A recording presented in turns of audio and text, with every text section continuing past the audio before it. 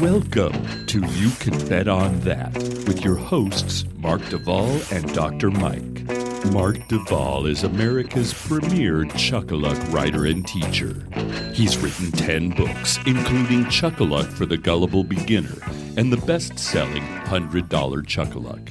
He helped develop the computer software Chuck-a-Luck for Players, and in 2004 he was inducted into the Chuck-a-Luck Hall of Things. Dr. Mike has been a professional craps player for over 30 years and is in the Craps Hall of Fame. His book, Gambling at Craps, Ways That You Can Gamble While Playing the Casino Game of Craps at a Craps Table, is a testament to the many ways you can spend time reading something.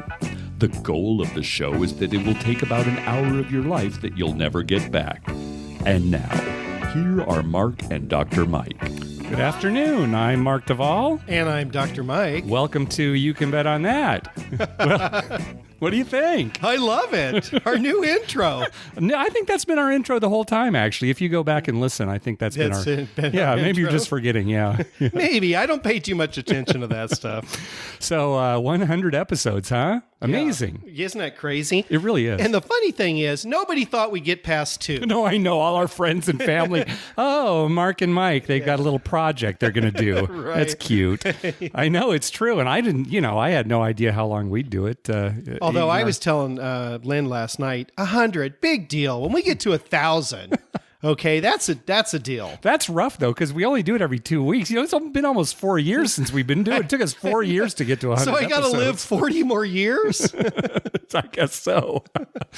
Well, yeah, anyway, 100. It is pretty amazing, and we want to thank everybody who's been sending us well wishes and... and listening. And we listening, just that's thank right. anyone who's ever listened. Thank you. Yes, thanks. And there's nothing particularly special about this show. I didn't go back and find clips or anything from old episodes. I was too lazy to do anything like that. But hopefully it'll be a good episode. So we'll just ad-lib like usual? Yeah, it'll be ad-lib like usual. Okay, yeah, good. Exactly. Well, that's my fork. Gosh, what should we talk about? Well, hey, do you want to talk about Phil Mickelson? Because I just assume whatever. It does involve gambling. Yeah. So, I mean, he had to do insider stock Yeah, so trading for those to who pay don't his know, gambling. and I'm not real clear on the details too, I haven't been following it too closely, but Phil Mickelson, professional golfer, if you don't know who he is, he was involved in some insider trading specifically to pay off a gambling debt. Right. Right. And so apparently he's getting off scot-free, is that what you're saying? Yeah, it looks, he has to pay back like $900,000, okay, which is basically what he made with the information he was given. Okay, right. So he used that money to pay off his gambling debt. Yeah. And so now I guess he loses that money. So he's got to start golfing again? Yeah, maybe he's going to have to golf again. Or more commercials for prescription drugs. And right. Well, he's a local boy. Yeah, he's here from San Diego. And he's a good guy. I like Phil Mickelson. Yeah. I think he's a good guy. He's a family man. He's a good guy. But, and I had whole insider trading stuff. I could talk about that a while. All right, This isn't the forum for let's that, not. but- We started talking about it a little bit last night at Cards, and I was not interested in pursuing that much more with those guys. So Well, but, it's just funny. It was to pay off gambling debts. Right. I know. Yeah, exactly. I've never had to do that to pay off any of my gambling debts. You never had to do insider trading to pay off gambling debts? Well, and I've never had any real gambling debts. You've used like your income to pay gambling debts? I've used my income. That's a good way to do it. Yeah. That's a good way. We recommend that for everybody. Yeah, work hard. That's usually the best way. What? I was talking to income. I didn't say work hard. Oh, okay. All right. So we've got a story. So the Total Rewards program through Caesars, that's their players club, they teamed up with a program called Fuel Rewards, which offers discounts on gasoline. At Shell gas stations. Right. So you would earn tier credits through Total Rewards, and then you'd also earn these fuel rewards that you could use, and you could get like 10 cents off a gallon, 40 cents off a gallon. I got as high as 80 cents at one point. What did you? I got $1 at one point. The problem was, and longtime listeners will remember this, when we looked into it, we signed up for it, we were all excited. For whatever reason, none of the Shell stations in our area in San Diego were participating in this fuel rewards program. Well, most of them took Ralph rewards. Ralph's the grocery store. Yes. Their reward program. And I don't know if that was around before, so maybe they were already locked into that I don't know. or something. Yeah. But most of them took that. I even called the number and said, "Hey, I'm trying to find a Shell station by me that'll take it." And the woman was on the line. "Oh, I don't see anything." You know, you had to go. So the only time you and I were able to use it was when we went out of town. Yeah, like in Vegas. we could. That's right. We could use in Vegas, or times when we go up to like Los Angeles, Right. or like Disneyland area, the Anaheim Right, area. there's You know, we'd be some- able there's to some up do there. that. Right. So a lot of times our rewards would just go unused. Right. You know, month to month and whatever. Well, a couple months ago, I went online. I don't know why. I was just checking the site again, and I saw that the Shell station by where I live was finally taking fuel rewards. And sure enough, when we looked into it more, there were several stations around town. Yeah, there's that were one near taking. my house and Yeah. one near your house. It Right. was perfect. Right. Not all of them in San Diego. We found, No. like the one right next door to Harris, Southern California doesn't No, participate in it. the one right next to the casino you can't use. But it's like, good, finally, we got to. So, I went out and got like 40 cents off a gallon, and you went the Right. next day when I told you about it, Right. and, Yeah, was able to use I it. used mine. It's like, good, we're finally able to use it. So, about 2 weeks ago, we get an email from Total Rewards saying that they are cutting ties with the Fuel Rewards program. Yeah, as of the end of this month. End of May. That's End of correct. May. So, as So I used it for 3 fill-ups. How many did you get? Two. Yeah. And one was Jeez. like 10 cents. Right. That didn't save me that much because I could have gone to a cheaper gas station. It just so happened I was really Right. low on gas. Well- I had to stop at a Shell, right? Right. So- Well, and the last one I used was only 10 cents because Yeah. I had used it up. Right. And I just played the night before and had 10 cents off. And I used it. And then as we're driving, Lynn says, I think if you had just gone to Costco, it would have been way cheaper. yeah, I'm that like, was "Yeah." the thing. You had to get it up to a certain amount, at least like 30 or more cents, Right. per gallon to Right. really make it worth it.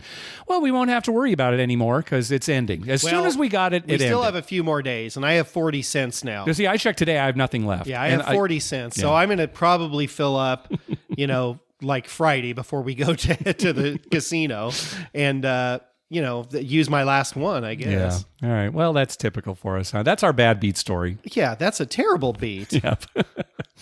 Oh, here's some other bad news. Let's get the bad news out of the way right away. We heard This 100th episode's kind of a bummer. Bill Mickelson's in trouble. So we got an email from listener Jim. He was at Downtown Grand recently. A pit boss and a dealer both told him that the current plan is to discontinue the free buy bets on the 4 and 10 at the end of May. Remember, we went out there for a visit and we were able to verify they had free buy bets on the 4 and 10, minimum $5. We thought it was great. But Jim was told at least that the plan is to discontinue it in May. And that's too bad. Well, if nobody else does it, then why do they need to do it? Well, to get people there, because honestly, Mike, I mean, we had a good enough time there and the dealers were good, but we may not go back there, Yeah. like in October. Well, there's no real reason to go there. That's right, because otherwise. it's you got to go down that scary alley, and Right. The walk is scary. but honestly, right, that when we were there before, the tables didn't open until 11:00 in the morning. That right, was we a were real there. bummer. That was a real bummer. So I mean, if they still had the free buy bets, we'd go back, and maybe we won't. But again, this is it hasn't been confirmed yet, but we'll let everybody know once we hear about that. Here's some good news, though. We did get an email from listener Todd Goddess. Todd is the author of How a Math Nerd Plays Craps, that free book that you can get if you just go to our website on the left still side. get that. Left side of the page. Yep, just click on How a Math Nerd Plays Craps. I'm just going to read to you what he said. He said, for any horse players in your audience, my home track, Canterbury Park in Minnesota, has the lowest takeout in the country. New this year, win, place, and show bets were lowered to 15% takeout and all exotic wagers at 18%. So the exotic wagers are like exactas and Right. trifectas and daily doubles, that kind of thing. But just Sure. win, place, show, 15%. That is the lowest in the country. Typically, 18% would be the lowest you could find on those. And it could go as high as 20 and maybe even 25% for some of the exotics.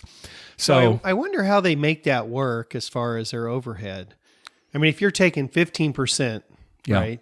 So to run that track, I mean, they must do a volume business then. Well, I would think it's, as far as I know, Canterbury Park is the only horse track in Minnesota. I may be wrong, but I think that's true. So, you'd think they've got a pretty good built-in audience for at least for that. Yeah, So, well, they'd have to do a pretty good business because if they can undercut as every other track like that. Yeah. It shows you, though, how hard it is to, beat the horses. Of course, you are playing against other players. So if you're really sharp and smart and you do your homework, you can do it. But, even 15%, then, it's pretty initially rough. you have to, overcome that house edge, that VIG, basically, that they call a takeout. So, Right. Yep. Hey, thanks to everyone who's been clicking through our Amazon link. Remember, whenever you're going to buy something through Amazon, go to our page first, youcanbetonthat.com, and click through our Amazon link at the top of the page. That way, when you make a purchase, we get a little kickback that helps cover the costs of hosting the show, and it doesn't cost you a thing. You'll pay the same price just like normal. We had a pretty good session this last weekend at Harrah's, Southern California. Yeah, we had a good time. Yeah. We didn't win a lot. I mean, the end result was a winning night. I won a little bit. It wasn't fantastic. No, it wasn't a huge night. But the time was we had a really good time. Really good time. And as it turns out, we met up with a couple listeners. Now, the first listener that we met out there, it's the first time this has ever happened to us where somebody has kind of stumbled upon us. Yeah, it was our 100th anniversary stumbling. Yeah, I guess that's all right. Yeah, we just had started playing at the table, and a woman at the other end of the table said, "Hey, I recognize those voices. I think those are the guys who do the podcast I listen to." And so, she said it like that, the podcast I listen to, which is funny. I mean, just the way she put it, it's like that's the only thing I listen to. She had just done a Google search on craps and podcast, and we came up, and she's just been listening to it, I guess, for a few weeks here. She said her name's Nina. Right. I went over and talked to her, said, introduced ourselves to her, and she has been listening from the beginning, from the first episode. I think she said she was up to like the 2013 episodes. So, she's got a ways to go still to kind of get caught up. But and she has a long commute every day. She was telling us about her commute. Yes, she has a long commute, so that she'll get it caught up quickly with the commute she has. So it's funny because she had met somebody at the table who just happened to be from the same small Southern California town that she's from. I thought she said they went to the same high school. Yeah, that's true. Maybe not at the same time, but in the conversation they started talking. Right, they had gone to the same high school. Yeah, so his name was Steve, so they came around to our side of the table so they could stand by us and play. And so we were playing with them for a little while, and then listener David and his wife Kathy showed up. We actually expected, David said he was going to be there that night, so that was one that we did expect. So we had all these people. We had a big group. We were all on one side of the table. We kind of took over that one side of the table. Right, and then David and Kathy started talking to Nina. Turns out they're from the same small town in Southern California. Isn't that amazing? Yeah. All four of them are from the same small town. Yeah. So crazy. Yeah, and then it turned into a great night. Once Steve got the dice. That's when things really kind of turned around for us. He had two really good rolls. Yes, he had one really good roll, and then he had another really good roll. That first roll, he had made 3 numbers to the fire, and he was on the 4th, and it was an 8. I know. All things, it was an 8. I know. And then later on in the night, I don't remember who was rolling, but somebody rolled a 4-number fire bet. Right. And the only points he didn't make were 6 and 8. Were 6 and 8. Yeah, right. he made all the outside numbers. All the hard ones. What was funny about Steve is, so he didn't make his 8. And it was still a great roll because he rolled a lot of numbers in between. Yeah, it got me. I was up the whole rest of the night. Yep. Yeah, it got me back. The funny thing is, so then he 7s out, and I said, 8's coming, and Nina was going to roll next. Oh, that's right. I forgot about that. And 8's going to come, right? It's just slap in your face. She's going to come out on 8. So I hopped the 8, a 3-way hop on the 8. Yeah. And sure enough, she came out on 8. Yeah. So it was like a $300 win on that. Nice. But yeah, we just had a great time with all these people. So it was fantastic to meet all of them, and it's great, when the dice are cooperating too. We won a fire bet too with them all. We all won a fire bet, and that actually really helped them. Oh yeah. I think they all went home winners. Sure, because that's like $125, right? We had $5 and they out bought there. in for $100. Yeah, right. Yeah, so that was really great. I'll tell you a funny thing too. I got to say this, Nina. She fit in with us perfectly, like a glove. Yes. Because when she was ready to go, all right, guys, I got to get going. She's got a long drive. So okay, we say her goodbyes. She leaves, and then Steve comes by and he's like, he had already left, and he says, "Where's Nina?" "Oh, she's catcher. She's at the cashier." Right. Well, he never found her because she never made it to the cashier. She stopped and played roulette. Then she comes back to about, what do you think? Like maybe 20 minutes later? About 20 minutes, something like that. And she's got a big handful of chips. Yeah. "Oh, I won all She this." bet on 21, and 21 came up She on bet the on roulette. 21. Well, and she had 21, and she had the color, whatever. Yeah, she 21 is. she made her bets so they all kind of centered on 21. Win, yeah, right. And so she won all those bets. She had this big handful of chips, and then she was headed out. We didn't see her again, so I assumed she left. She fit right in. She fit right in. Yeah, that was a great night. Great meeting up with people. And it's funny because, we actually meet up with more listeners in Las Vegas. I guess that shouldn't be funny, right? Because that's where people go. People don't go out of their way to come to San Diego to see us, right? So, but it was great to see some listeners. Yeah, that's right. All right, well, let's move on to our voicemail hotline. Don't forget, call our hotline at 951-292-4377. That's 9512-WAGERS. 9512-WAGERS. What do you think of that? I like it. Huh? Who are those girls? Yeah, your girls. What happened to them? No, those are my girls. Those are your Otherwise known as my boys. Yeah. Right. Do you hear how they got the click sound in too? Yeah, right? how'd they do that? I think they just pounded on whatever was close by. And, It sounded the same. Hey, I get her check. I think we've patented that. You copyrighted Yeah, it? I think we've copyrighted that. I think my girls have copyrighted that. Oh, so you're going to sue me? Is that what you're saying? Okay. Pretty soon, there's no more podcasts. That's right. How come you guys stopped? Well, after 100, we got into some legal issues, and so that was the end of that. Anyway, give us a call. Maybe we'll play your clip on the show. So first up, let's hear from Matt. Hey, Mark and Dr. Mike. Matt from Arizona, first-time caller, new listener as of about 5 days ago. I've been really burning through, though, learning a lot about craps. A game that I really haven't played all that much. A couple times I did, I won a decent amount of money, so I definitely do want to continue to play that next time I'm in Vegas and next month here. My question is questions about bankroll. If I'm playing and I want to spend about maybe $150, $200 on a craps game, obviously looking for a $5 table, but for that bankroll, would you recommend doing anything but the pass line and the odds? Just curious, trying to make number one, the dollar last a little longer and still have a good time. So I really enjoy the show. Keep it up, and best of luck next time you guys go out. So, yeah, Matt, we were guests on Vegas Fanboys podcast for his 50th episode. And this was pretty much the question that he asked us. Right, yeah. Is if you have this kind of bankroll. What we recommended at that time, and I think it's still good advice, is make a pass line bet. Maybe don't take full odds. Maybe even take just single odds. Because, even if you're at a $5 table, you have $150 or $200 for that session. Go pretty quick. Yeah, it can go quickly. $5 on the line, maybe single odds, and then place the 6 and 8. For $6 each. Right. Something like that. If the point is a 6 or an 8, just place the other one. Yeah. Have your two numbers and, hope they hit. Right. If you get ahead, you can start doing, you can do cover more another stuff. number. Cover another number. Take full odds. Take more odds, right? Yeah. Something like that. That's probably but the best we'd recommend that as opposed to just making a pass line bet and just odds, only because that can, if you're not patient enough, that could take a long time. And, maybe you want a little more action. So if you have the 6 and 8 there for just $6, that's kind of a good way to go. We actually had a follow-up call from Matt. Hey, guys. Matt from Arizona.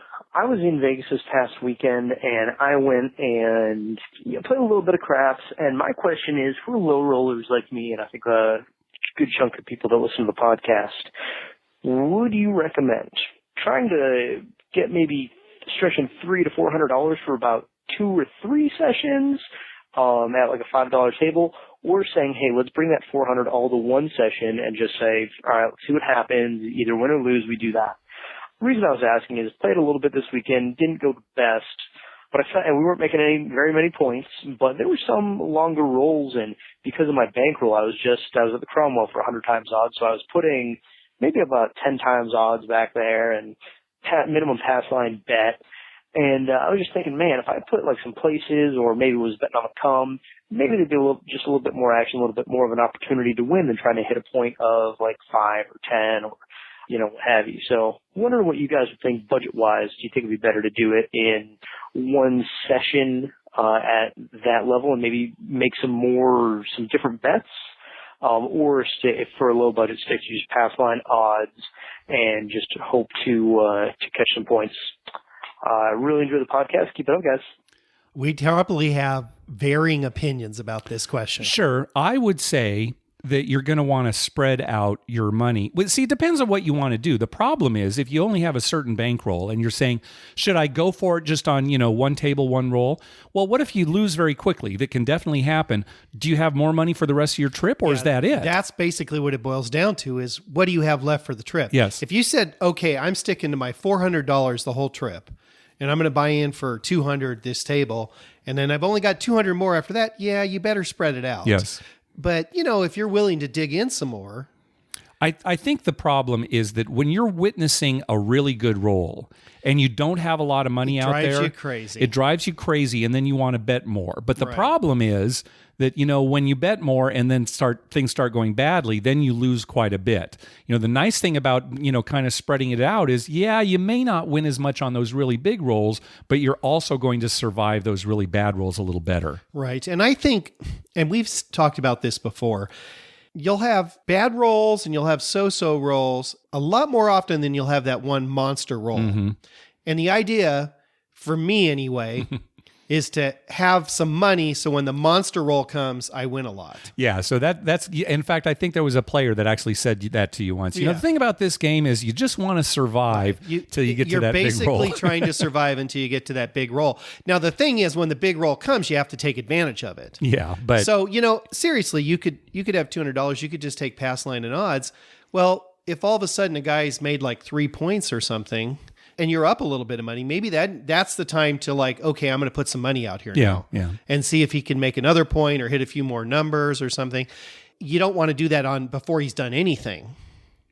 Well, I know what you're saying. Yeah, I want to make it clear that, we're not saying that once you know that you're in the middle of a big roll, that once he's rolled for 5 minutes, you're in the middle of a good roll, because that 7 can come at any time. Yeah, that's right. There's but nothing sure, to when that, you've got that cushion, you've got a little extra money there. I'm talking about you've made a little extra money and you think, okay, now I'll make a move. And maybe you don't even do it that roll. Maybe you wait and say, okay, I'm the shooter 2 rolls, so now I'm going to keep this extra money. Yeah. And when it's me, I'm going to bet heavily on me and see if I can work some magic. Yeah.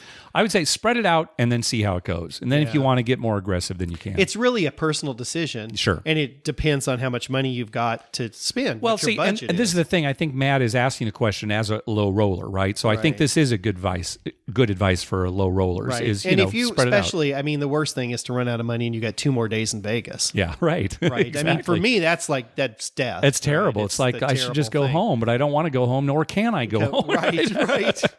Yeah. Okay, we got a call from Ryan here. He was calling up about Nyquist, who won the Kentucky Derby. We actually got this call before the Preakness ran. So first, let's listen to Ryan's call. Hey, what's going on, guys? This is Ryan from Southern California calling you. What's up, guys? You guys are doing a great job on the show. Just wanted to say that I had one comment to make regarding something I just read regarding the Triple Crown.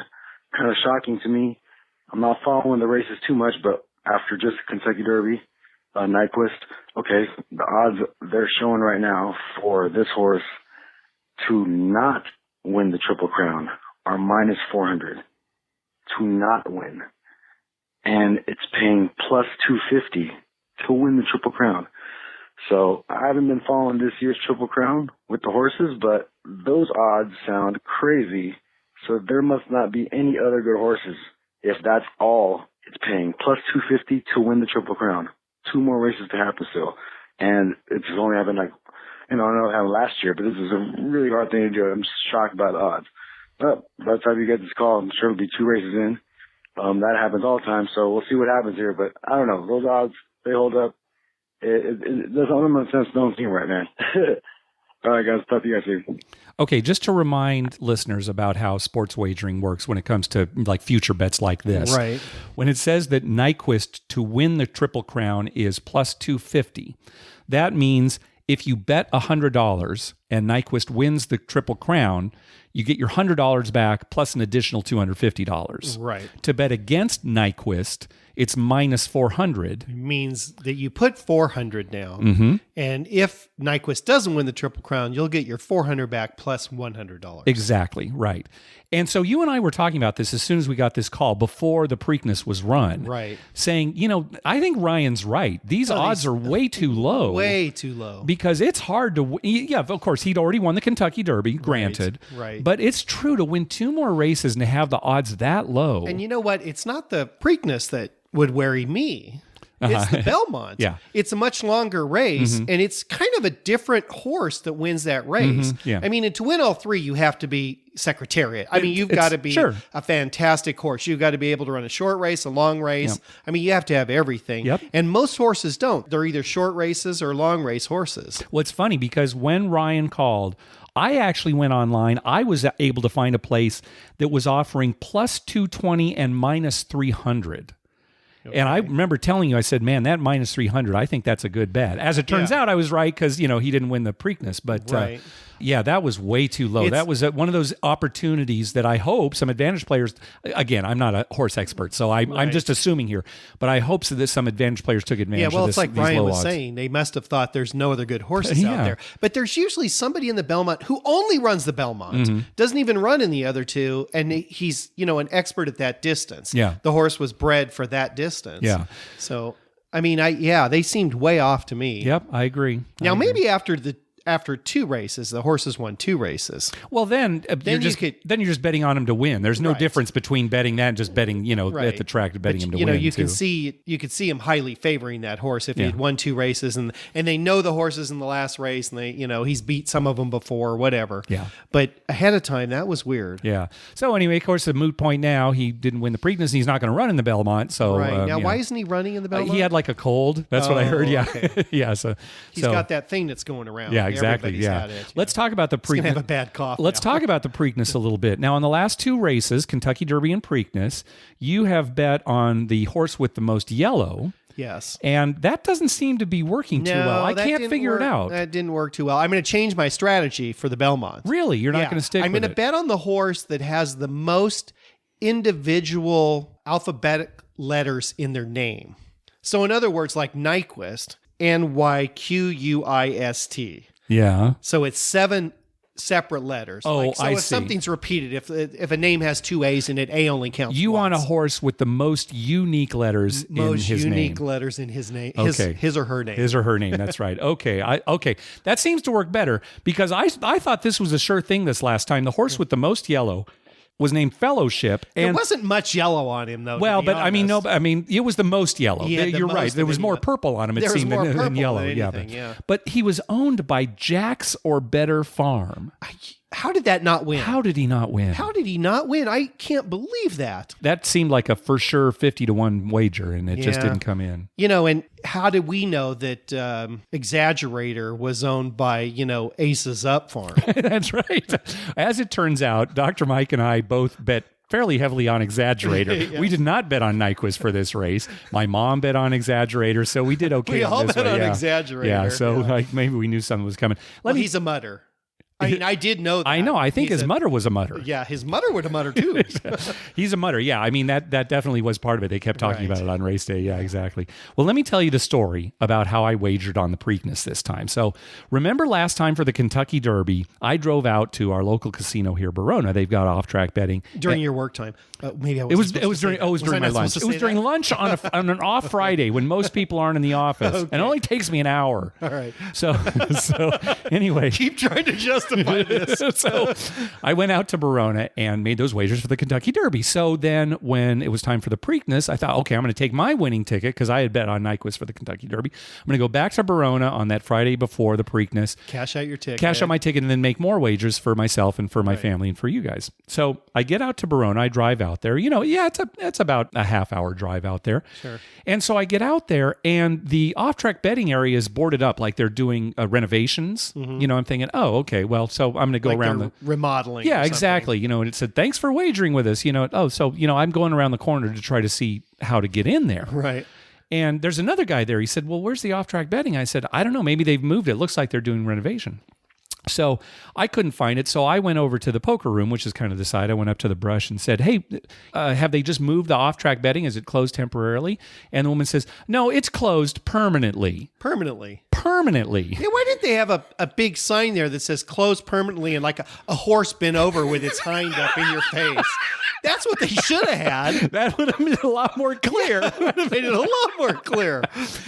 And so she started telling, now, so I'm in a little bit of shock, like, what? What are you talking about, right? Right. So she's explaining why. I can't remember exactly what she said. It had to do with like fees that they pay, or it was like contracted out, or it was a separate entity or whatever. She just didn't want to tell you, yeah, your ticket's no good. She was actually very nice and very sympathetic. So I had my ticket. I said, well, where do I cash this in? In the past, I've been able to cash it in just at the cashier. So I thought, Right. so I'm running all these things through my brain. I'm thinking, maybe I'll just cash this out while I'm here and then just go home and just tell everybody, sorry, I couldn't make your bets. Right. And she says, oh, you have to go to an off-track betting place like Del Mar. I'm saying, I can't cash this out here? No, we have nothing more. Yeah, and the race is, the next day. Right. So I'm thinking, well, what am I going to do? Del Mar, it's kind of like in the complete opposite direction of where I've been. So I decided, well, I better go. Let me go up to the cashier and make sure I really can't cash this out. So I went up there and they said, yeah, sorry, you can go to any off-track.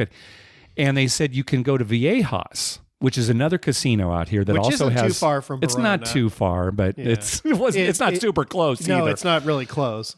So I said, okay, so really, you're for sure if I go to Viejas, because I didn't want to drive all You're not out there, believing right? anybody at this I was going to point, call, right. but they actually had something printed out that said, Viejas can take okay. it, right? And so I said, all right, I'll just go out to Viejas. So I drove out to Viejas, and sure enough, the guy was super nice there. He says, yeah, you can, no matter where you purchase tickets through the parimutuel system within California, you can cash it at any California off-track betting. It doesn't have to be where you bought the ticket. How do we so print tickets up? Did you ask him that? how do we, like, as individuals print them Yeah. up if we want to just Print do winning it? tickets I up. really should have asked him. and You I- should have yeah, asked. yeah. Now, how do you print these? What's your question? So he was very nice. So I cashed that out. And I verified with him. So if I want to cash these out at Del Mar next time I can do this, he says yes. So I was able to do that. So it took me. Yeah, here was my lunchtime. Right, it was not an hour. Trust me. Yeah, I don't think it was an hour. It was not. You're an probably hour. an hour driving. Oh, at least. Yeah. At least. Yeah. Yes. So anyway, that was my adventure. Now, I hadn't been out to Viejas for a while. I thought it was pretty nice, actually. It was, for a while there, it was kind of run down and smoky. It used to be very smoky. Yeah. And it used to be real compartmentalized. Is it? It still is kind of that. I got lost while I was in there. But I like a big open casino. yeah. I hate those ones where it's little rooms here Yeah. and there. Yeah, I'm not good at mazes. Yeah, it was fine. It was nicer than I expected, but it wasn't like, it didn't blow me away. Right. What's the crap situation? The craps is 10 times odds. Okay, that's $5 good. minimum. Good. No extraneous bets whatsoever. No fire bet. No anything like that, and no hot bets. They won't take hot bets either. No, yeah. that's a big part of my game. It's part of your game, and it should be a part of a casino's game too. They make so much money on They it. make a huge amount of money on it. No, we don't want those bets. We make too much on that.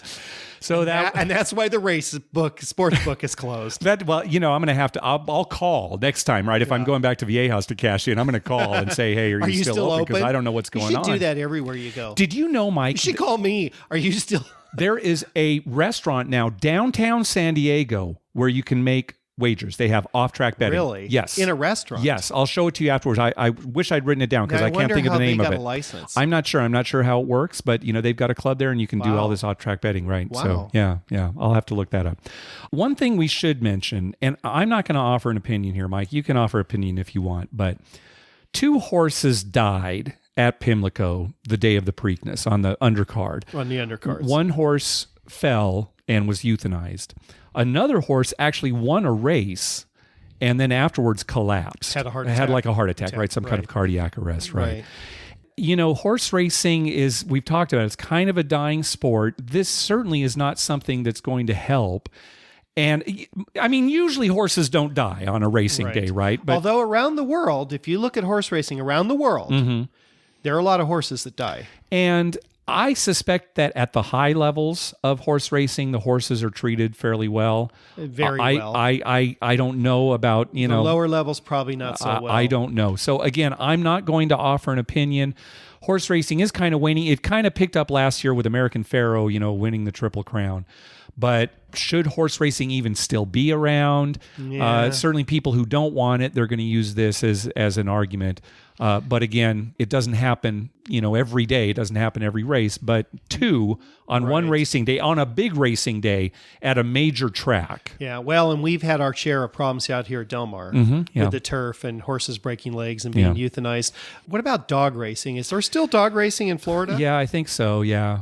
See, now I have a bigger problem with dog racing. Don't ask me why. I mean, I own dogs and I love dogs. And that's not the reason. I just don't see the I know dog what you mean. thing. And again, I'm not really basing this on anything I know. I just have a feeling those dogs are not treated very well. That's my guess. Definitely not treated well in the lower levels. Yeah. And what is an upper level or lower level dog? Yeah. Because there's no jockey riding them. No. And we've been to the dog races, so Yeah, we we know have. all about it. But when they take off, it's like a free for all. Yes. Yeah. And and the way they're trained, if you knew, initially they're trained with a live rabbit.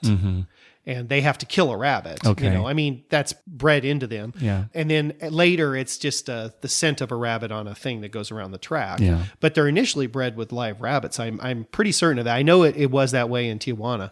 But anyway, I have a bigger problem with that. Oh, well, sure. I can understand that. And that still goes on in the United States. Yeah, it does. So, yeah. Okay. So anyway, we put it out there. People make up your own mind. All right. Back to the phone calls. Let's hear from Chris. Hey guys, this is Chris and Keller. Right now we are in Las Vegas. Last day we were heading back. We were here for the 360 Vegas Vacation 3. Had an amazing time. Met a lot of great people. Had a lot of fun. Wanted to tell you about our craps last night. Karen, Mark's wife, went on an amazing roll.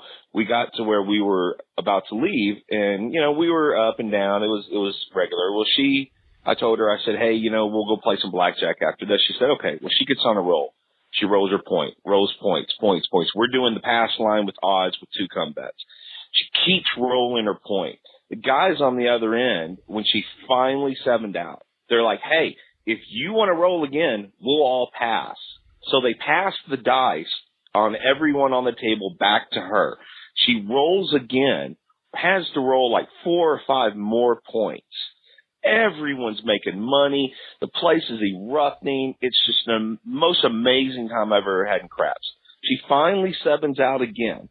They said, hey, as we're trying to call her out, they go, hey, you want to go again? We'll all pass. And she's like, okay, if you pass, I'll do it one more time. And they all passed the dice again around the table back to her. And she rolled again, made a couple of points, 7'd out. Place is erupting. We're making so much money, and it was just an amazing time at Luxor. We had a great time there, but just wanted to let you know it was just such a great time. I've never seen them pass the dice around the whole table, at least do it twice. And the dealer said they had never seen it either. So just want to let you know about this great time we had. Love the show. Talk to you guys later. That's a great story. That's a great story because you've seen that where it's someone, oh yeah, it's such a great roll, let's all pass, and you roll again, and then usually it's like a mediocre roll or it's an immediate out or something. Because, it's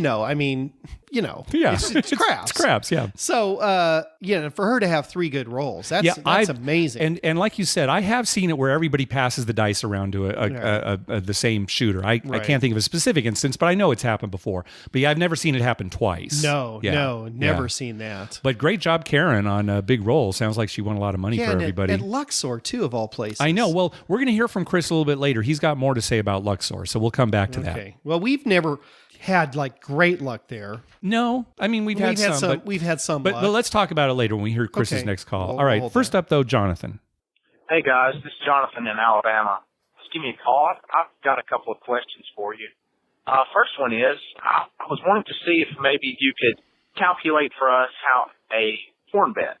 The reason why I'm asking, last 2 places I played, Beau Rivage and the Golden Nugget in Biloxi, had kind of a big discrepancy between the payouts. Both did 12s at both places, and had kind of a little tussle with the stick guy, not wanting to pay the correct amount. But I was hoping maybe you could take the time to explain it for us. Hopefully my math is not incorrect. But second question I've got for you, I'm going to be heading out to Las Vegas in 3 weeks, 1st of July, staying at the Plaza. And I was wondering if maybe you could give some tips on where the best casinos are to play craps, have the best odds. I was out there last year, stayed at the wonderful Excalibur, played there 90% of the time, and played on the 25 table at Caesars for a little bit. That was about it. Love your show. Appreciate it. Thank you. All right, let's talk about the horn bet. Okay. Now, unfortunately, the 12 and other hot bets will pay differently depending on the casino you're at. It's too bad this is the case, but it is. It's the difference between a 2 and a 4. 32 1, yeah. 34 1. You said 2 and a 4. I'm thinking the numbers 2, 4. What are you talking about? The words 2 Yeah, and 4. let's talk it's about how it. they it's Yeah, how they word it's how they it, word it. basically. At some casinos, a bet on the 12 pays 30 to 1. Which means if you bet $1 and that comes up, you win $30. And you still have that initial dollar. And your dollar stays out there. Right, exactly. These are known as downtown rules because typically downtown casinos pay out the 12 at this. Okay. Yeah, some of them. Some of them. At other casinos, a bet on the 12 pays 34-1. Which means that when you make your dollar bet, you get your 30, but they take your 1. Yes. So your net profit is $29 and not $30 like our previous example. Right. So you're basically winning 29. So if they leave your dollar out there, they're going to give you $29. Right, at a 30 for 1 table. At a 30 for 1 exactly. table. So here's what happens. So it could be that this is what Jonathan actually saw at these 2 different casinos. Maybe they do pay him differently because they have these different Right. Which would payouts. explain that. Yeah. So let's talk about the horn bet. A horn bet is 4 individual bets on the 2, 3, 11, and 12. So let's say you have $4 on the horn. So that would be $1 on each one of those numbers. And a 12 comes up.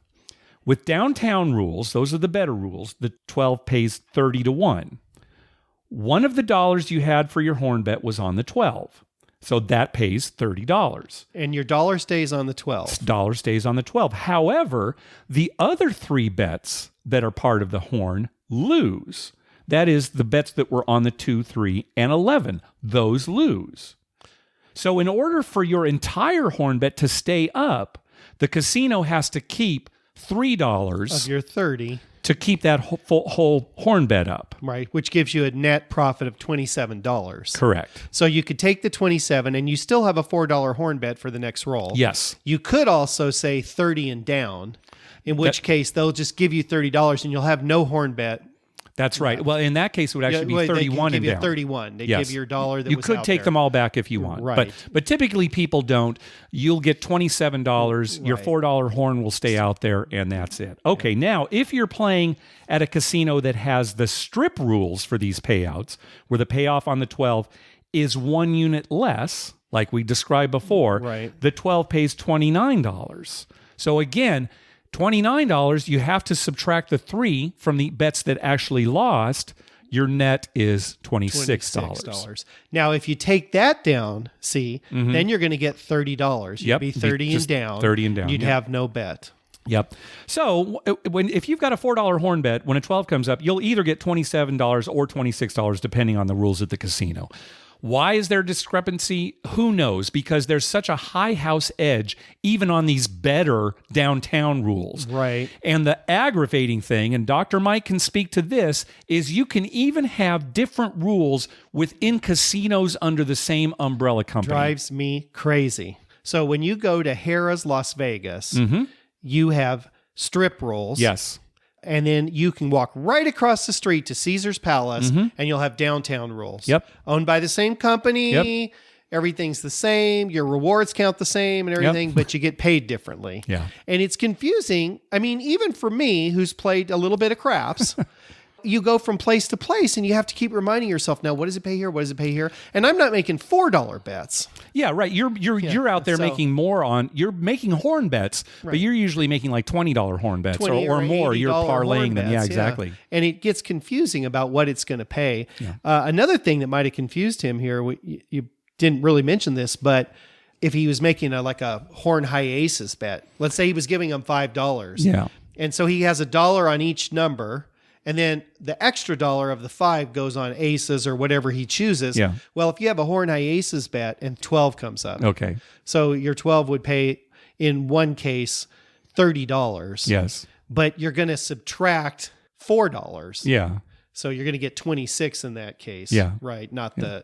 Well, I didn't want to, not the 27. confuse the issue, so I but didn't bring in up the his high. Case, I don't know if he was betting like a horn. It didn't sound like it was horn high. Yeah. So yeah, I didn't. But I mean, didn't if he threw a 5 out there, sometimes it's very common people, since they can just throw a 5 and they don't expect change back, they say, right. horn high, horn high. right, aces, or you'll throw a whatever. 5 and the dealer will say, well, do you want high on something? right, Or, and you can ask for change, or you can just say, give me high on aces. Yeah, yeah. So as for Jonathan's other question about casinos to play at, let's listen to the next call too, and we'll just answer it all at once. Hi guys, love the show. This is C from New York. I was wondering, you had mentioned field bets strategies in an earlier podcast. I want to throw mine out. I usually place the 6 and 8 after the come out roll. If a 5 is on, or the 6 or the 8, if I'm covering the 5, 6, and 8 between those 3 bets, I'll usually throw a field bet down. Kind of an iron cross, but forced by the roll.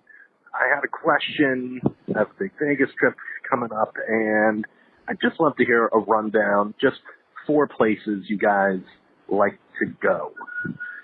A couple places off strip, on strip. It will be like my 5th trip or so, and I'd love just great craps all around. Let me know. Thanks. Okay, so I made a list of casinos that I thought would be a good answer for this. Mike, you can chime in if you have any other ideas. As far as the strip goes, absolutely our favorite place to play on the strip right now is the Cromwell. Well, it's 100 times odds, number Right. 1. Yep. Number 2, it's a nice atmosphere. We love the I kind atmosphere. of like where the tables are Yep. there. Yep. We base a lot of what we like on comfort. Yes. And I like that there's lots of room there. Yes. Paris, I have nothing against Paris, but those tables are so crowded in there. Yeah. It's uncomfortable. I never feel cramped at Cromwell, right? No, you never feel cramped. The table's nice. The dealers are good. The crew, we've always had a good crew They're there. sharp. They're Yes. sharp. So Yep. there's not a lot of waiting around while Right. some guy tries to figure out what something's going to pay. Yeah. And you got 100 times odds. So, Yep. I mean, Yep. on the strip, that's where I'd Absolutely, be playing. that's where we're playing right now. Yeah. I thought what Jonathan said about playing at Excalibur, that's also a good place to play for low rollers because they always have $5 craps. And although we have not played there in a while, we keep hearing good things about it. So that would be Right. another suggestion I would say for the strip. Yeah, and years ago we did play there, and I liked playing there. Yeah, sure. Same thing. It was nice and open. The Yeah, well, it's been so long, I have if no the idea what the tables- layout's right, now, If the but- tables are in the same place, it was great. Yeah. Any other suggestions for the strip that you can think of? Well, I hate to say this, but I do like Bellagio. Okay, well, certainly that's not for low rollers. No, if you're playing a $15 or $25 table, I like Bellagio. I like Bellagio, but gosh, Mike, we just never win there. I mean, I know it really doesn't matter, but it's No, frustrating that we we've keep had going some, back. We've had some wins there, but it's All right. As far as downtown goes, we would definitely recommend Golden Gate. We've had great experiences there. However, don't go too early in the morning because when we were here there last time for a visit, we were there early enough, maybe 9 o'clock in the morning, 10 o'clock in the morning, and the crew was not real sharp. It was they were there. Some were learning. Some just had trouble kind of calculating and half the the bets. table's open. Only a lot of half the time. table is open. So, but if it's other than the morning, if it's afternoon or later, we love playing at Golden Gate. We've had good times there. And at least for right now, we'd also recommend Downtown Grand, with their free buy bets on the 4 and 10. And we loved the cruise there as well. Right. So the only problem I can say, and this kind of excludes Excalibur, but with Cromwell, Golden Gate, and Downtown Grand, they don't have a lot of tables. that is true. You make a good point. And if you go to Cromwell and it's Saturday night or something, you may not get on because they don't have a lot of tables. That is a good point. That's one reason. I hate to say this, but that is one reason I like Caesars. One reason I like Bellagio or some of the bigger places because they'll have 7, 8 craps tables. Well, what about say Bally's then? Yeah. If you're looking for Yeah, a place where you Bally's. might find some lower limits and plenty of tables. Bally's would be a good choice. Harrah's actually is a good choice too. Yeah. Although we've kind of been turned off by that, but they do have like 6 or 7 tables, Yeah, right? And we had a good enough experience there last time. So Yeah. God, I want to say they have 7 tables. I think they have 6. It could because And they've then got one like pit, 6 they've and then got one way off to the side over side. by Carnival Court. Yeah. Right, yeah. So, I mean, there's always plenty of tables there. Okay. Let's hear from Justin. He actually called twice, and through the magic of audio editing, I just combined it into one call. So let's hear from Justin. Hey there, you can bet on that, guys. Just calling about a trip report I took a couple weeks ago. By the way, this is listener Justin, frequent on your Twitter. anyways, we returned from a trip, a 5-night trip. We stayed at Badara, Delano, and Mirage. The random Mirages on our last night before our red eye. We used a My Vegas reward in combination with several other My Vegas rewards, which we highly recommend. Gambling-wise, the trip was off to a good start. The last day ended up being quite brutal, and video poker overall was just brutal. The problem with video poker is I enjoy playing it too much that I don't mind losing money. Even if I'm losing money, I'll still keep playing it, compared to other games where if I'm losing money in blackjack or craps, I'll walk away from the table. On the trip, my girlfriend and I both bought the American Casino Guide and used their coupons to the best of our ability. We went downtown one day, hit up the Plaza, the D, Golden Gate, and we fared quite well that day. It was kind of our first gambling experience downtown. We had been there prior, but never gambled. So after a good experience downtown like that, we're wondering, if we're going to return and stay exclusively downtown, which is something we've never done. We're usually strip people. And then the next day, the weather was really poor, so we were driven indoors. We, again, used the American Casino Guide coupons that led us to Ellis Island and Hooters. Ellis Island, I was actually pleasantly surprised. I was expecting like a big, dumpy hole in the wall, and it actually exceeded my expectations. And one of the cocktail waitresses was exceptionally beautiful, and I was wondering what she was doing there. That always helps. Hooters was probably our best gambling. It was a $10 table, but it paid $3.2, and my girlfriend ended up down, but I ended up way up, so overall it was good. That night, unfortunately, I won at Hooters. I went with my mom and my sister. And you won at Hooters. Yeah. Now, money? Oh, let's continue. I put all my losses right back into the video poker machine at Luxor, which is why I probably have a comp from them now, because they know that I'm just going to play video poker and lose money if I stay there. And then we hit up the Boyd properties on our last couple of days. We hit up the Orleans on a Sunday night. It was incredibly packed in there. I think Belinda Carlisle had just got out, but all the tables were jammed. There was multiple $5 and $10 tables, but they all had automatic shufflers. We ended up just settling for one $5 automatic shuffler blackjack table. I played there for a little bit, but I just couldn't stand some of the moves people were making.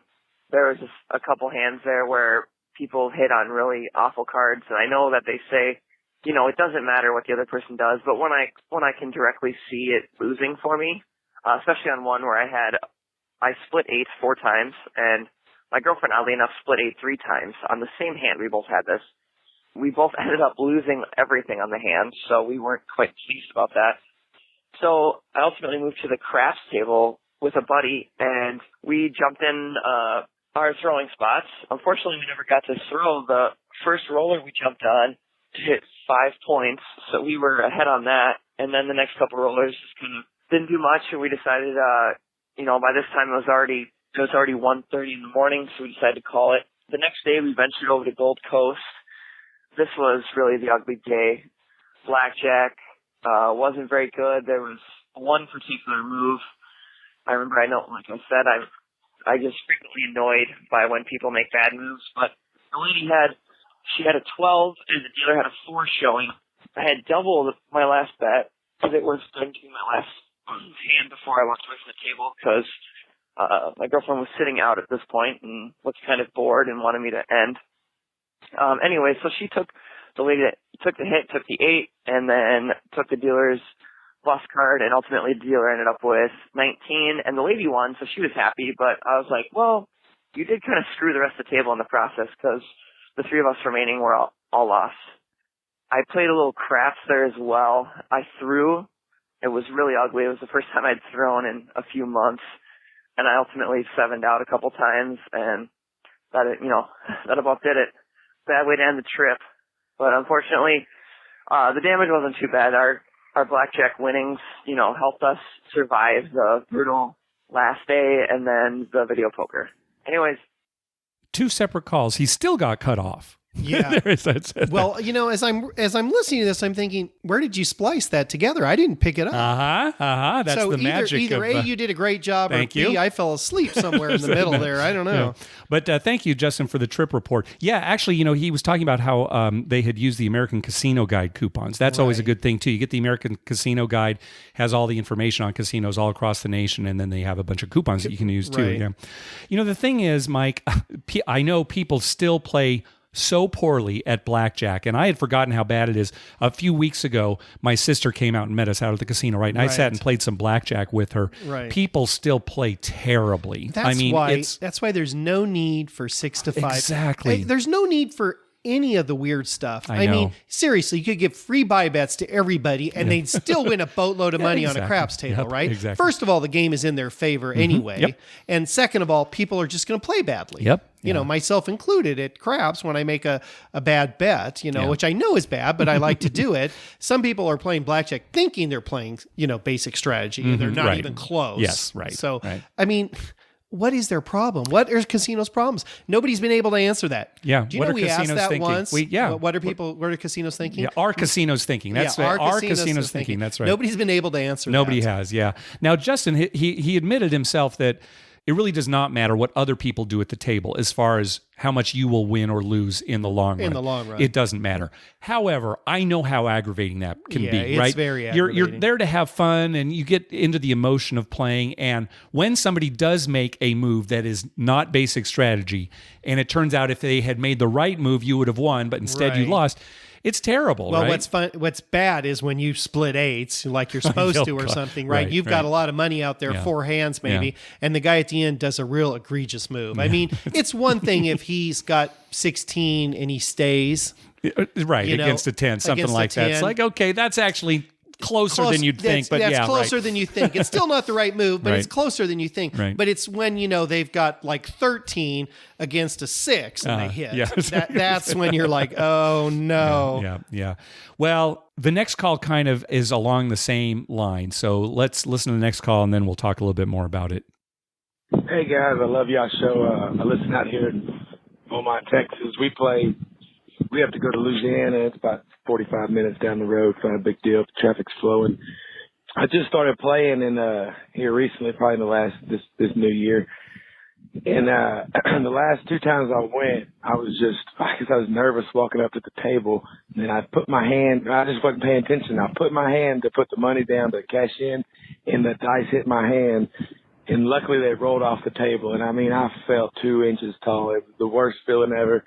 It was just not good. I think I don't really remember what happened on that run, but this next time I come in, this was just last night. I go to cash in for 100. Same thing. I'm nervous. Walk in there and I hit the dice again. They roll off the table. Same thing. And I just wanted to leave. And the dealers really didn't. They really don't. You know, I'm sure they mind, but I've seen it happen before where the dice land on the table and they still play it and they really act like they don't care. But man, it was not fun. But I just wanted to know if y'all had anything like that happen to y'all. Have you ever done that? And do y'all freak out on people who do that? And, oh man, I had a good run last night.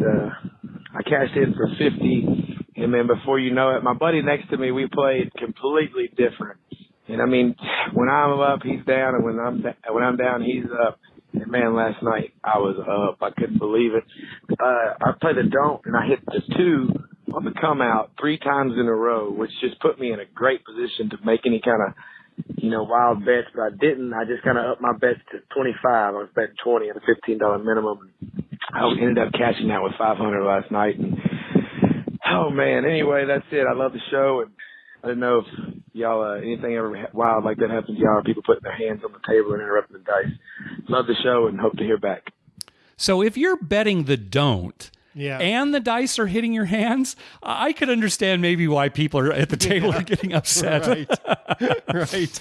Well, you know, we've all done that. We've all had the dice hit us Yes, or something, you know, yeah. or barred none, though, the thing that upsets me the most is the late better. Oh yeah, yes. And I'm not saying I haven't done that. Right, but I mean, you don't do it consistently. I don't do it consistently. It's just every once in a while, like, oh my God, I forgot to, and I Yeah, throw right. it out there. And that happens maybe once a night. Yeah. But there are some people, and there's one guy in particular at a Rincon that every single and I don't know if he's doing it on purpose or if he's just clueless. He's got to be. Yeah, he will not make the bet until the dice have been pushed. And the dice are being pushed to the guy, and then he makes the bet. And then they got to bring the dice back, or sometimes they let him go, and they're sitting. Oh, it's just annoying. And I assume he knows he's doing that. I guess. Well, anyway, getting back to what Justin was talking about how, people play badly at the blackjack table and then it messes you up. It's the same with hitting the dice with your hands at the craps table, right? Sure. It really does not matter in the long run. No, it can help you as many times as it can hurt you. But when that 7 does come up after it's hit somebody's hand, it is that much worse, right? It's like, what did you do? Right. And again, it's an emotional response. And, again, that's part of gambling. And we know it doesn't matter, but it is aggravating. Your whole life of all the times, like say at a blackjack table, somebody made a wrong move and it helped you or hurt you, it'd probably even out. Oh, of course. And same in craps. If you could see the rolls, if you had some magic ball where you could see what would have happened if no hands were there, right? It's probably going to even out. I can guarantee you that in the long run, it does even out. Yes. Yeah. So, it's just that you remember the bad things. Yeah, you remember the bad things. Exactly. Right. We all do that. Yeah. All right. Follow-up call from Chris. Hello, Mark and Dr. Mike. This is Chris and Keller again. I had called before telling you about Karen's amazing roll and craps, but I just wanted to give you a little bit of a trip report. We came to Vegas for the 360 Vegas vacation. A couple of things that I did that I wanted to tell you about. I checked out the Joker's Wild Casino in Henderson, and, I had the dollar craps. It had the dollar minimum, 10 times odds. They had one table, and it was pretty much like you would expect. It was locals casino, I guess you want to call it. Wasn't very good. Everyone was smoking, stuff like that. It was okay. It wasn't bad or anything, but, it just wasn't the kind of place that you really go to and want to hang out for a long time. Roulette was 10 cents minimum. 10 cents, you could get 10 cents on your chips. And you had to bet at least $1. You had to put at least 10 on there. And it was fun. It was okay, but just want to give you a little trip report on that. And the last thing I wanted to do was to tell you about what Luxor did. Basically, Mark from 360 Vegas Vacation reached out to Luxor, and Luxor pretty much said, sure, come on over. We went over. They had 2 crap tables reserved for us for Monday night. 2 tables in blackjack set up for us. And we played for a while and everything, and the blackjack tables were getting filled up, and the tip boss even came over and said, hey, do you guys want a 3rd table? Just did everything they could. We felt like high rollers, even though it was a $5 table, $5 minimums, but everyone was having such a good time, and they did everything to accommodate us. The next night, we were going to go to Tropicana, and the people were like, hey, what do you think about Luxor again? Reached out to Luxor again. Luxor's like, please, come on over. Had a masseuse waiting to give you massages. You had to pay for that, but at the tables, but they had a table set up for us, $5 minimum. It's just, they made us feel so good to where people were like, next time we come here, we're really going to look at staying at Luxor. I told my wife, I said, this will be the first place we look at staying. Just because of how nice they were and how accommodating. The pit boss knew our names, walked over to me and said, hey, Chris, I'm glad you came back. Knew my name, knew my wife's name, everything. But just wanted to let you know, customer service top notch. So just want to let you know, as usual, love the show, but just wanted to give you that last little bit about how great Luxor was to us.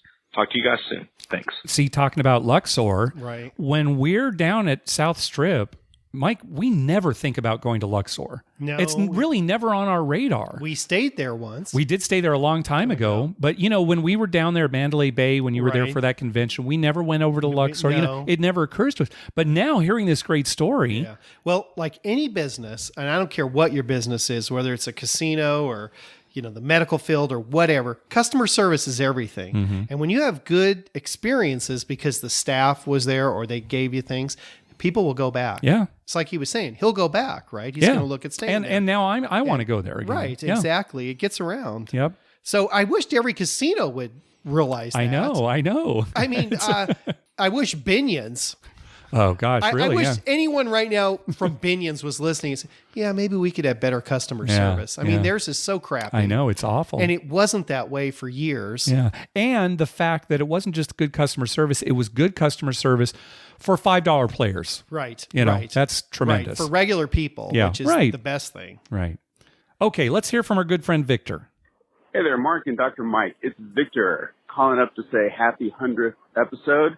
Looking forward to the next 1,000. Yeah. I'm calling you from the Noisy Casino at Mandalay Bay from Vegas. Padres played the Dodgers last night. You know, I'm from LA, and a friend of mine was at the game. So we bet the over on that and made it easily. I believe that the Padres actually ended up winning in the end. What? I kind of stopped paying attention once I made my money. They won that but so game. congratulations to you and me, if that's the case. And so not really much to report from Mandalay Bay. The video poker pay tables stink. I guess the good side is that the tables at the sportsbook bar pay exactly the same as the rest of the casino. So I guess you could say that they're being consistent in offering a casino floor rates at the bar. I guess if you want to put a silver lining on it.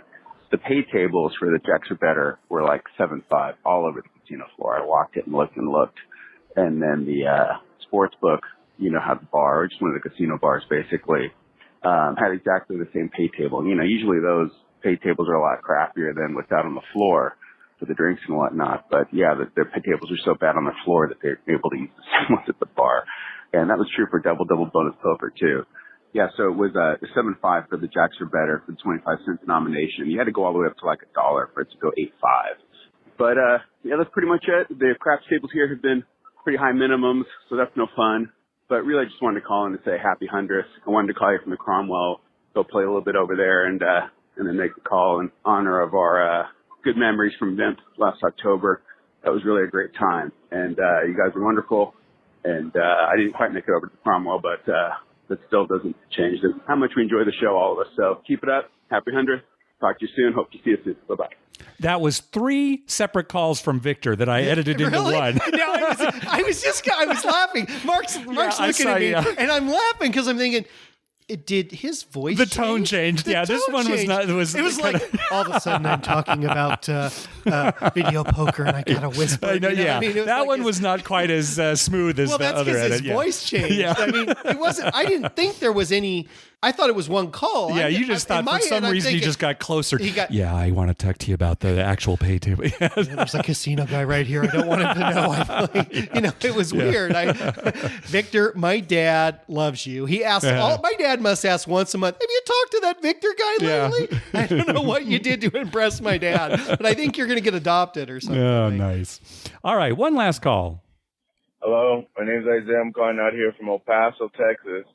I just heard about the podcast maybe about 2 weeks ago, and I've been listening since. I'm not a big player of craps. I kind of lean more of my money on roulette and blackjack. Now, my question is, about 2 months ago, I was out in Vegas, and I've played craps maybe on my phone just to practice so I don't go in there like a deer with the headlights. But I don't really have a strategy the way I do blackjack or roulette. But a buddy of mine, he's really, really deep into craps.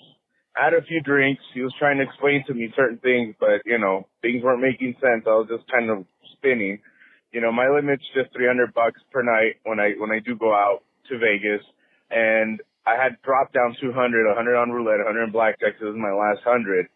So anywho, I started playing craps. I was just doing kind of the minimum 2 numbers and the bet line. And all of a sudden, I didn't know this, but when someone told my friend, hey, your friend's rolled 36 numbers out already. He's doing good. He hasn't crapped out. He hasn't gotten a 7 yet. And if I did get the 7 or the craps, it was when the come out bet was coming. So I was fairly doing good. That was the first time. And then the second time I got to roll, right off the bat, I had a bad roll. I crapped out on the come out. Anywho, the dice spun around the table. When it came back to me the third time, I hit 31 numbers. And my question is, what are the chances of this kind of happening again, or am I just chasing a dragon, Thank you very much. You guys keep it up, and have a good one. we're all chasing the dragon, I Yeah. think, when it comes to craps. Yeah. Some of us a little harder than others. Yeah, no, AJ, you got lucky to have one session, have 230+ rolls in a single session is difficult. pretty good. Let me give you some numbers here. So the average hand for a shooter is 8.5 rolls. That's the average, right? Which is kind of low. I mean, I don't know, Yeah. but a shooter. You know that. Just Go ahead. aside, that doesn't really mean a lot to me. It Because doesn't. 8.5 rolls could be, 3. No, right. 7, 11, and then a 4, and then another 3 and a 12. Sure. And, it could be a nothing roll. Right, of course. It's just numbers. It's just numbers. But a shooter will have 20 or more rolls a little less than 6.5% of the time. Now, you have 20 or more rolls. That's a good roll. That's a good roll because you're bound to have made some numbers. Right. It can't all be, Yeah, it's probably not 20, craps in a row, right? If it's 20 craps in a row, you might be doing really well, too. You're probably doing okay, yeah. A shooter will have 30 or more rolls just under 1.5% of the time. Yeah, so it's 1.5 times out of 100. Yeah, so you'll get a guy. So in a night, we go out to Harris, Southern California. How many? We're there maybe 4 or 5 hours, right? Yeah. So how many shooters do you think we see? Yeah, I mean, it depends. If the rolls are good, we see fewer shooters, of course. Right. But yeah, but it can be on the average. Let's say we saw 100. I think that's high, but it's possible. Yeah, I think it's more like 40. But yeah, well, let's say we stayed for 100. Okay. There'd only be one of them that would have a 30 or more roll. Right? Yeah, right. Yeah, that's right. Exactly. If you're looking at statistically, yes. Yeah. Right. And then when we're doing, say, 40 shooters or something in a night or 50, chances are we're not going to see a 30. No, that's true. Roll. That's true. Yeah. Shooter. Yeah. So, feel free to chase the dragon, but that doesn't happen that often. And when it does, it's great. Oh, it's fantastic. Yeah. And that's what keeps you coming back. That's right. That's what keeps us coming anyway. All right. Well, that's going to do it for our 100th episode. We want to thank some people for some PayPal donations. First of all, August, thank you for the donation. He says, congratulations on 100 episodes. Hope to go to VIMF this year and meet up with you guys. Yeah, that'd be great. Going to Seneca, Niagara this weekend. So hope you had a good trip. Yep. Also, we want to thank David, our listener that we met up at Harrah's, Southern California, for a PayPal donation. Thank you very much. Yeah, it was a blast meeting you and playing with you there. Nice. That was great. And finally, Zach had a very novel way of giving us a PayPal donation. He said, here, do this, roll a pair of dice, and whatever comes up, that's the amount in dollars that I will donate to you each month. Now, Mark calls me at work. So, no, I texted you. Yeah, you I texted texted me. you. I didn't tell you what it was going to be. No, you just said, those dice on your desk, roll them and tell me what comes up. Right. So I saw the text and I immediately rolled them. Yeah. And I'm thinking to myself, what's this about? Right. Well, for those of you who have met us, we're pretty goofy. Yeah. And I'm thinking this is going to be some... What is this about? Yeah, Right. what is this about? It's going to be Right. some goofy thing, right? So anyway, you rolled the dice. You told me what the number was. I handed it to Zach, and sure enough, he donated that.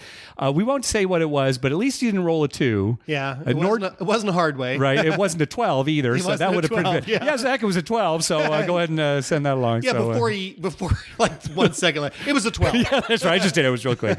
Anyway, thank you, Zach. That was a lot of fun. We had fun doing that. Hey, be sure to check out our TV listings showing all the gambling-related shows coming up within the next 2 weeks. We update those listings every Wednesday using a customized program to search through all the raw American TV data. Just go to our webpage, youcanbetonthat.com, and click on the link at the top that says TV listings.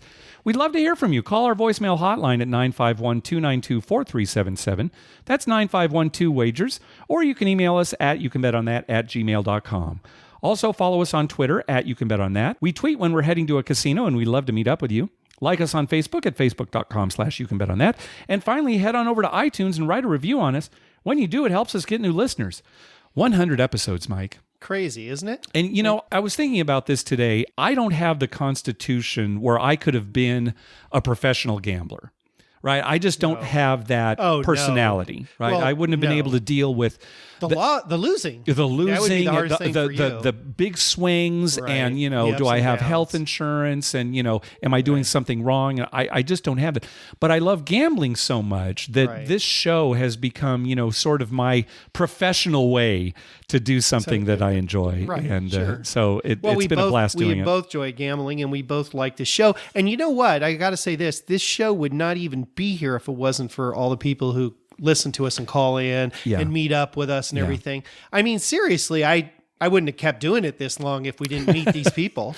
Honestly, because I'd just be like, oh, why are we doing this? Yeah, it's like nobody's listening to us. Right. Yeah, it has been great, the feedback that we've got from people. We get a lot really of feedback. Appreciate it. And the people we met who also do podcasts. Yes, that's the other thing too. We have met people in the podcast community. Absolutely, yes. And they're great people. I mean, and I'm not saying I'm not making this up at all. I really believe this. We haven't met one person we didn't like. No, I know, you're right, Mike. Isn't that weird? Because when we started... Maybe we're lucky. I know maybe we're lucky. But when we started, I told Mark, I said, oh, I don't want to have to deal with some weird person stalking us or something odd or, something like that. I just don't want to go down that road. Yeah. But it hasn't been that at all. Yeah, well, it's been great. I mean, everyone we've met, we've liked and got along with.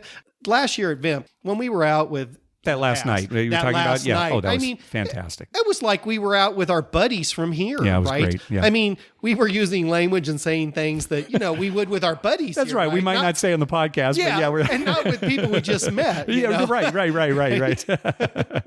So that was great. So thanks everybody for listening, and we're going to keep going, I guess. Yeah, well, I guess we'll try and do one more at least. Maybe one. We'll quit it. So 101 is going to be our last episode. Thanks everybody for listening. Yeah, and we should just keep doing it until we have done more podcasts than the Padres have had wins in their history.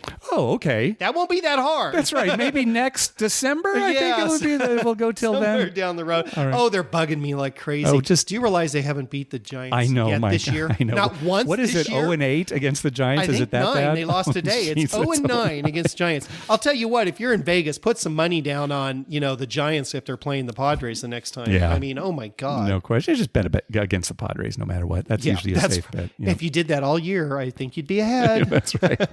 All right, go out and hit lots of fire bets, everybody. Good day. Take care. You've been listening to You Can Bet on That with your hosts, Mark Duvall and Dr. Mike. Subscribe to the show in iTunes, and episodes will be delivered to you automatically every week.